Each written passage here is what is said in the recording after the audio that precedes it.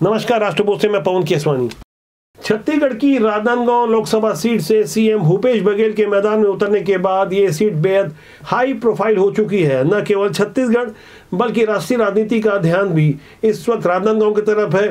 पुराने सीएम भूपेश बघेल जिस तरह चुनावी मैदान में उतरकर जोर आजमाइश करने में लग गए हैं, उसके बाद ऐसा लग रहा है कि राजनांदगांव का मुकाबला इस बार भाजपा के लिए आसान नहीं होने वाला है। पुराने सांसद संतोष पांडे को भारतीय जनता पार्टी ने एक बार फिर प्रत्याशी बनाया है। राजनांदगांव संसदीय क्षेत्र से न केवल भाजपा बल्कि कांग्रेस के अंदर भी कुछ गुटबाजी की सुगबुगाहट सुनाई दे रही है। जमीनी रिपोर्ट जो हमारे पास चलकर आ रही है उसके अनुसार यह मुकाबला बेहद दिलचस्प तो होगा ही, साथ ही चुनावी रणनीतिकारों के लिए भी चुनावी प्रबंधन एक टेढ़ी खीर साबित होने वाला है। पुराने सांसद संतोष पांडे जो अपनी साफ सुथरी और सौम्य छवि के लिए जाने जाते हैं, इनके विरुद्ध कांग्रेस के प्रत्याशी भूपेश बघेल ने जिस तरह से सोशल मीडिया एक्स प्लेटफॉर्म पर व्यक्तिगत प्रहार किया है, उसके बाद भारतीय जनता पार्टी ने भी एक पोस्टर जारी किया है। हालांकि भारतीय जनता पार्टी ने पहले शुरुआत की थी, वैसे भाजपा की ओर से लगातार जो रोचक पोस्टर रोज जारी किए जा रहे हैं, उससे कांग्रेस कहीं ना कहीं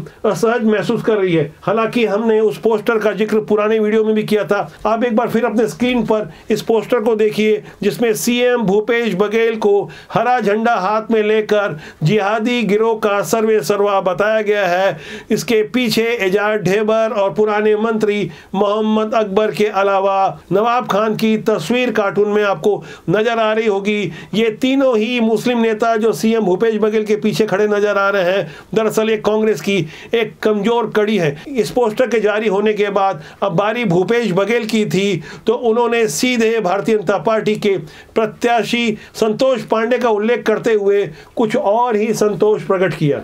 भूपेश बघेल ने एक्स में लिखा, कहावत है कि संतोष का फल मीठा होता है, लेकिन राजनांदगांव की जनता कह रही है संतोष का कुछ फल नहीं मिलता। संतोष के खिलाफ भारी असंतोष है यहाँ तो। इसके बाद बारी संतोष पांडे की थी, जिसमें ब्रैकेट में आप देख सकते हैं मोदी परिवार लिखा हुआ है। वे लिखते हैं, फल तो जनता है चखदीस काका, आप मनला मोदी जी के मार्गदर्शन में राजनांदगांव लोकसभा ने जितनी उपलब्धि हासिल की है उसे जनता जानती है। आपके शासन में केवल सामाजिक सौहार्द बिगाड़ा गया, विकास कार्यों में रुकावट पैदा की, हिंसा अपराध को बढ़ावा दिया गया। ये है आपकी उपलब्धि। #मोदी की गारंटी। यहाँ गौर करने वाली बात यह है कि अभी आचार संहिता लागू नहीं हुई है।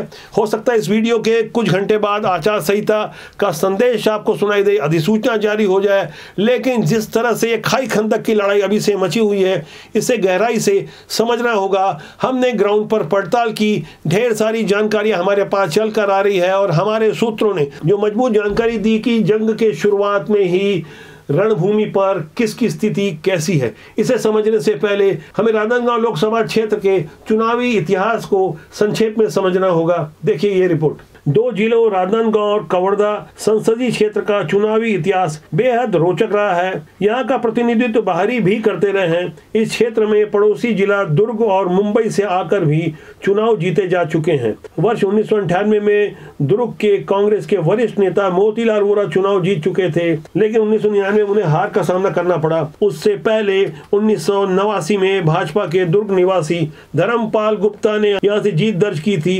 हालांकि 1992 में उन्हें भी हार का सामना करना पड़ा। यह सबसे बड़ा उलटफेर इंदिरा लहर में देखने को मिला। मुंबई से आकर चुनाव लड़ने वाले कारोबारी राम साहेब पांडे सांसद चुने गए थे।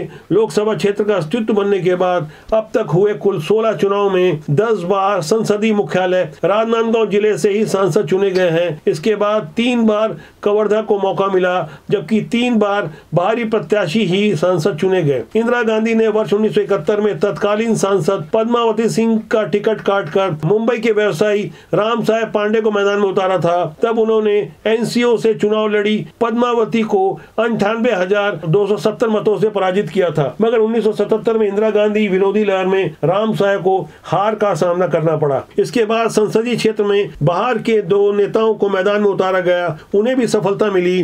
राजनांदगांव के संसदीय इतिहास में सबसे ज्यादा 6 बार खैरागढ़ राज परिवार को यहां से प्रतिनिधित्व का मौका मिला। 1962 में खैरागढ़ राज परिवार के वीरेंद्र बहादुर सिंह ने, उसके बाद 1967 में पद्मावती देवी ने यहां से चुनाव जीता था। उसके बाद 1980, 1984 और 1992 में खैरागढ़ राज परिवार से ही शिवेंद्र बहादुर सिंह लोकसभा पहुंचे।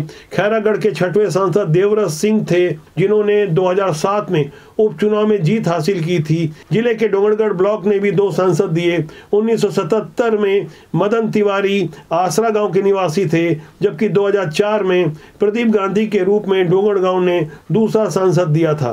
राजनांदगांव के अब तक हुए 16 संसदीय चुनाव में 12 बार राजनांदगांव लोकसभा क्षेत्र के ही स्थानीय निवासी चुनाव जीतते रहे। राजनांदगांव लोकसभा क्षेत्र में हुए अब तक 16 संसदीय चुनाव में 3 बार ऐसा मौका रहा कि जहां से बाहरी प्रत्याशी चुनकर आए। इस बार कांग्रेस ने भूपेश बघेल को उतारा है, जबकि भारतीय जनता पार्टी ने संतोष पांडे को मैदान में उतारा है। इससे पहले राजनांदगांव के कवर्धा इलाके से 3 सांसद अभिषेक सिंह, डॉक्टर रमन सिंह और संतोष पांडे चुनकर आते रहे हैं। भाजपा के लिए चौथा मौका होगा कि कवर्धा से ही प्रत्याशी को मैदान में उतारा है। जब बात कवर्धा की आती है तो पुराने सरकार की कार्य पद्धति की भी याद दिलाई जाती है। साथ ही ये याद दिलाया जाता है कि किस तरह से तुष्टीकरण के लिए पूर्ववर्ती भूपेश बघेल सरकार ने हिंदूवादियों की भावना को कुचलने के लिए न केवल अनेक फर्जी मुकदमे दर्ज किए, बल्कि कर्फ्यू के हालात पैदा कर दिए। कई दिनों तक कर्फ्यू लगाया गया। कवर्धा का प्रतिनिधित्व करने वाले उस समय के मंत्री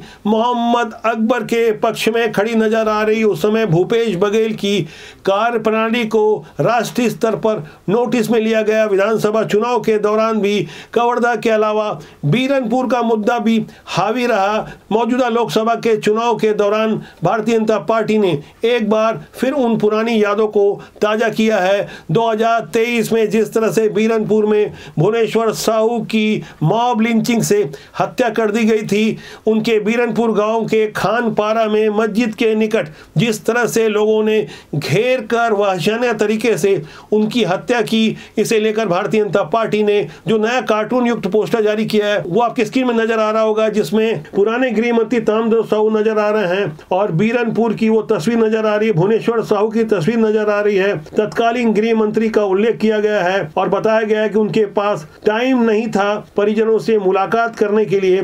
ऐसी तस्वीर जारी कर भारतीय जनता पार्टी ने अपने इरादे साफ कर दिए हैं कि किस तरह से कवर्धा हो या बीरनपुर, इस मुद्दे को याद दिलाया जाएगा कि पुरानी सरकार किस तरह से तुष्टीकरण के लिए काम करती रही। चुनाव प्रचार में निकले पुराने सीएम भूपेश बघेल छत्तीसगढ़ी अस्मिता का मुद्दा उठा रहे हैं। जातिगत गोलबंदी के प्रयास में लगे हुए हैं। वो जिस तरह की भाषा का इस्तेमाल कर रहे हैं उससे राजनीति के जानकारों को यकीन हो गया है कि आने वाले दिनों में किस तरह से गोलबंदी की राजनीति की जाएगी। सीएम भूपेश बघेल डोंगरगढ़, डोंगरगांव, अंबागढ़ चौकी, खैरागढ़ और लोहारा सहित ऐसे तमाम इलाकों का दौरा शुरू कर दिए हैं जहां उन्हें कहीं न कहीं कांग्रेस की स्थिति मजबूत नजर आ रही है।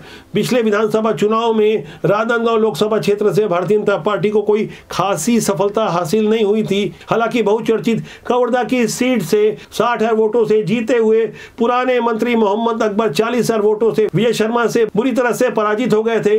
उस पराजय ने एक बहुत बड़ा संदेश दिया और राजनांदगांव संसदीय क्षेत्र को एक गृह मंत्री और उप मुख्यमंत्री दिया। वहीं दूसरी तरफ भारतीय जनता पार्टी के प्रत्याशी संतोष पांडे को अपने कार्यों पर विश्वास है, मोदी सरकार की नीतियों पर विश्वास है। संसद के भीतर उन्होंने क्षेत्र के विकास के लिए जिन बातों को रखा, जिस आक्रामक अंदाज में वो क्षेत्र की जनता के लिए अपनी बातों को प्रस्तुत करते रहे, उनके वो पुराने वीडियो सोशल मीडिया में जारी किए जा रहे हैं और ये बताने की कोशिश की जा रही है कि संतोष पांडे किस तरह से कार्यकर्ताओं के लिए समर्पित है। इतना सब होने के बावजूद भारतीय जनता पार्टी और कांग्रेस के भीतर स्थानीय स्तर पर, जमीनी स्तर पर सब कुछ ठीक ठाक नहीं है। ऐसी कमजोर कड़ियों को पहचान कर उसमें रफू लगाने की तैयारी हो चुकी है।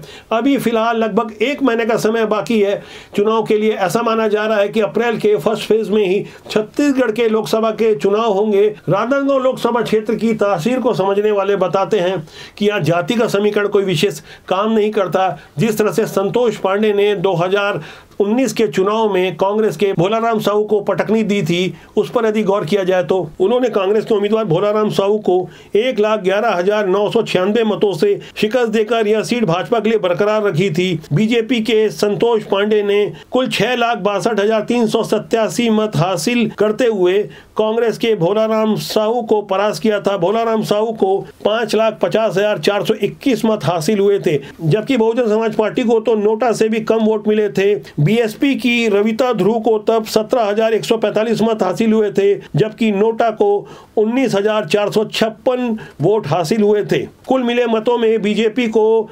50.68%, तो कांग्रेस को 42.11%, जबकि बीएसपी को 1.31% और नोटा को 1.49% मत हासिल हुए थे। ये तो बात हुई पिछली जीत की, लेकिन अब जनता बेहद जागरूक हो चुकी है। जिस तरह से मुद्दों की समझ रखी जाती है और जिस तरह से देश भर में एक माहौल मोदी के पक्ष में हो गया है, तो ऐसा लग रहा है कि छत्तीसगढ़ के सभी 11 लोकसभा क्षेत्रों के लिए मोदी ही चुनाव लड़ रहे हैं। विधानसभा चुनाव में जैसा आपने देखा होगा, बिना किसी मुख्यमंत्री के चेहरे से भारतीय जनता पार्टी ने चुनाव लड़ा। राजस्थान, मध्य प्रदेश और छत्तीसगढ़ में इसकी अप्रत्याशित सफलता भी मिली। अब जब चुनाव लोकसभा का है तो जाहिर तौर पर यह प्रभाव और बढ़कर काम करेगा। यहां गौर करने वाली बात यह है कि 2018 का जब विधानसभा चुनाव हुआ था, तब कांग्रेस ने 68 सीटों में विजय हासिल की थी, लेकिन 2019 में जैसे ही लोकसभा का चुनाव हुआ, चंद महीने बाद ही लोकसभा का चुनाव हुआ था, तो 90 में से 68 सीटों में भारतीय जनता पार्टी ने लोकसभा चुनाव के दौरान बढ़त हासिल की थी। मामला चंद महीनों में ही कैसे पलट गया, यह समझने की बात है। अब 2024 है, विकसित भारत की जब बात होती है तो मोदी का चेहरा सामने आता है। मोदी गारंटी भी कितना काम करती है, यह आने वाला वक्त बताएगा। राजनांदगांव की जागरूक जनता अच्छी तरह से समझ रही है कि इस चुनाव में तुष्टीकरण और घोटाला भी कोई मुद्दा रहेगा, जैसा कि लगातार आक्रामक प्रहार हो रहे हैं। दूसरी तरफ जातिगत गोलबंदी भी की जा रही है, इसका कितना फायदा मिलता है यह भी समझने वाली बात है। वैसे जमीनी हालात समझने के लिए हमारी निगाहें अंदरूनी गुटबाजी और कार्यकर्ताओं के विचार व्यवहार पर भी बने रहेगी। लगातार नए अपडेट्स हम आपको देते रहेंगे। राजनीति को बेहतर ढंग से समझने के लिए कृपया राजबोध को लगातार आप देखते रहें, राजबोध के साथ बने रहें। राजबोध आपका अपना जनमंच है। हम लगातार राजनीति के माध्यम से देश और समाज के लिए बेहतर कार्य करने वालों को प्रमोट करते हैं। हमारा मानना है राजनीति बुरी नहीं होती, उसमें काम करने लोग अच्छे या बुरे होते हैं। तो आज के अंक के लिए इतना ही। मेरी आपसे फिर जल्दी मुलाकात होगी। मेरा आपसे आग्रह है कि चैनल को देखें, लाइक करें, शेयर करें और सब्सक्राइब करना न भूलें। नमस्कार।